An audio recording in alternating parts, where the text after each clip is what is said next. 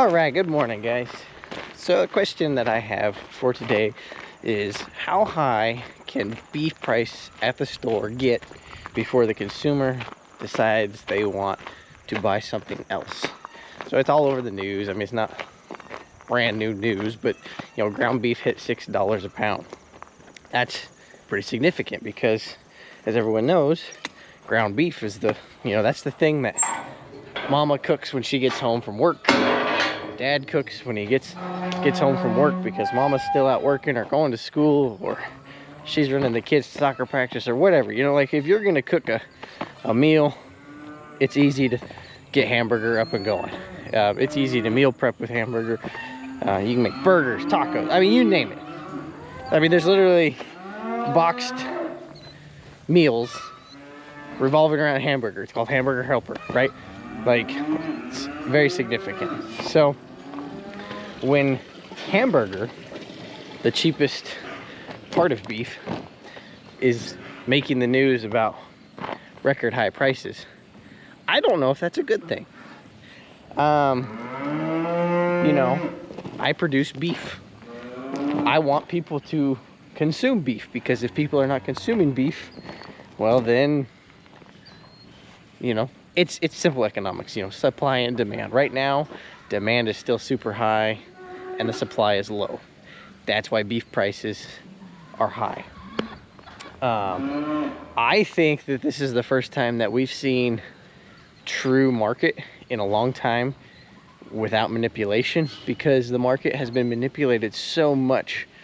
And if you're in the beef industry, you understand that. If you're not, there's only a handful of really big names, and they're called packers, and they control everything. Now, the packers are not allowed to own cattle anymore because we made laws that says they cannot own cattle, because if they own the cattle, then they really can manipulate the market. However, there are no laws that say they cannot own the contract on the cattle, and there's no enforcement of any of that. So it's allowed for some manipulation over the years.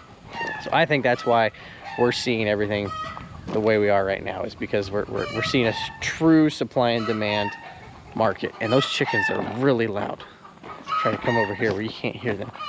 His chickens are supposed to be over there. Yeah, over there. But some of them have figured out how to fly out. So there is like 3 chickens over here that are very happy with their discovery of the cattle barn, as they find pieces of corn that are no longer in use. Anyways, so I don't know. Beef can only go so high before people start looking for alternative, you know, sources of protein. I think it's gonna have to go a lot higher, because I mean, there's nothing better than juicy burger or a nice steak. And that's the thing, like in America, we produce the best of the best beef, right?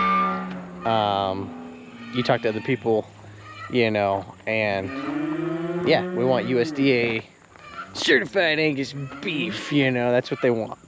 So, you know, we're still gonna, even if beef demand falls down, we're still gonna be able to produce the prime cuts. And so I think that'll be okay. But I don't know. We'll see what happens. I'm just along for the ride.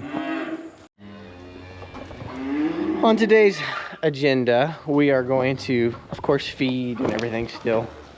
And then I was mowing some hay yesterday on a neighbor's place. Friend that we go to church with. Get out of here, you obnoxious chicken. And I mowed like 23 acres yesterday afternoon. I just went and mowed for a couple hours.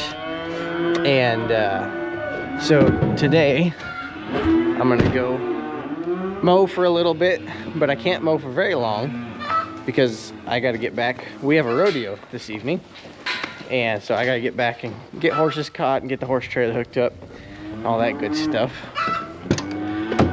So, not in a hurry, but just trying to get out of here. I wasn't in a huge hurry this morning because it's cooled off a bunch. I think the low this morning was in the 50s. And so, heavy dew.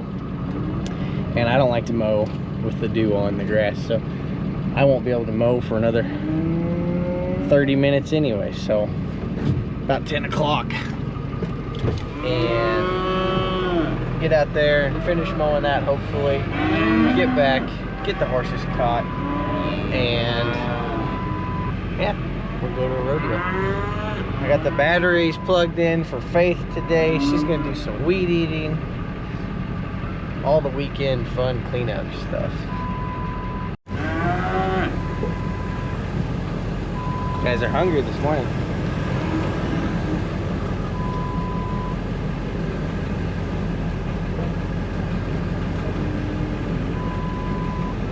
These are the bought calves. These are the feeder heifers that we purchased. I need to go buy some more, but I've been just kind of waiting to see what everything's doing. And so far, every week I've been like, well, I should have bought last week because it just keeps going up. It's been a crazy time. When we started this, when we were starting all of our budget plans and everything like that, when we were initially looking at buying this place, you know, the feeder heifers that we were looking at buying were going to cost us like $1,000 to $1,100. That same heifer today, unless you try really hard, is going to cost you really close to $1,700. Now you can find cheaper ones than that, but I'm talking like the same heifers that I bought for $1,100 would cost $1,700 now, and that's crazy.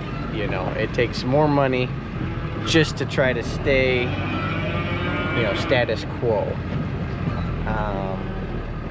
and that's tough, you know.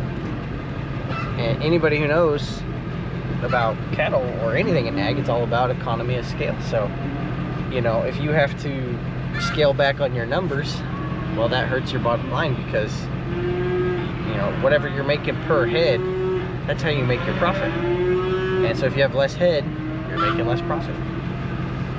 I don't know. It's a crazy time. It's a good time to be in the cattle market, but it's also scary, you know. You go drop $1,700 on this 400 to 500 pound heifer calf, you know, and you take her home and say she falls over and dies. Well, that sucks. But, you know, say the market drops, well, then you lose money. There's so many opportunities to lose money. There's still opportunities to make money, obviously. It's not really changed any. You're just dealing with bigger dollars. You know, when you were paying $800 for these heifers, that kind of hurt that she died. But, you know, we're double that now. So, I don't know. It's crazy. Crazy time.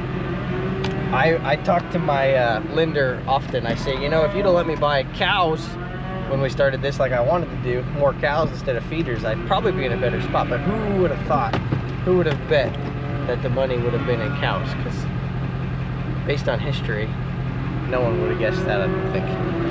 Well, I thought the feed box was fuller than that. I ran out of feeding the feeder group. I mean, I still got a little bit, but not enough to feed these calves. And now these calves are really grumpy at me because they hear the truck and they hear the feed box and they're like, hey, where's ours? And now they're gonna have to wait because I gotta drive over here and fill the feed box. So. Anyways, like I said, same old. Just trying to figure out what our plans are for the future. You know, we'll sell. There's a big anniversary sale coming up the end of August at the sale barn we like to do business at. We'll probably sell then. I don't know. I gotta talk to those guys over there and figure out when the best time is going to be for these groups. But that's probably when we'll sell, the end of August. And then got to figure out what we're buying back. I'd like to buy a bunch of bred cows, but you know, there's been reports of bred heifers bringing 5,000 bucks. Well, that's a lot, you know. And don't get me wrong, I think they're worth every penny. But that's tough. We actually are going to be preg checking the end of this week. well, next week, 7th, 8th, and 9th. We got 3 groups we got to freight check. And that's when we'll decide, are we rolling any opens? Or are we selling the opens because they're worth so much money? What are we gonna do? So this is the time of year where we make a lot of decisions.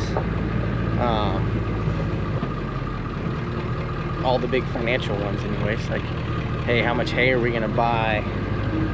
You know, winter's coming on. For too long we'll be calving. So are we gonna supplement with tubs? Are we gonna feed grain? What are we, you know, all these types of decisions have to be made now. Otherwise, you know, the time will come and pop up on you and you're not ready. So be sticking around because we're gonna be putting out a lot more content. Normally we'd be doing different stuff now, but with all the rain we got in June, we're still in the hayfield.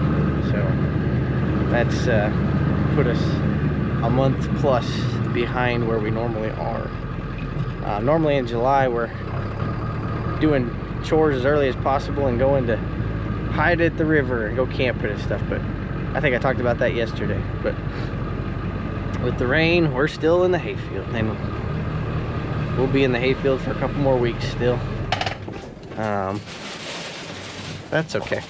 Making good hay, like the hay I cut yesterday. Still green. All the clover still has heads to it. It's amazing. So I'm gonna fire up this old Ford tractor and get this feed box filled and then go cut some more hay. So make sure you stick around. Thanks for following up to this point. If you got any good ideas on stuff you want to see around here, let me know and we'll try to get videos of that. Right now we just film everything we're doing, if I remember to take the GoPro. All right, we'll see you guys. Thank you.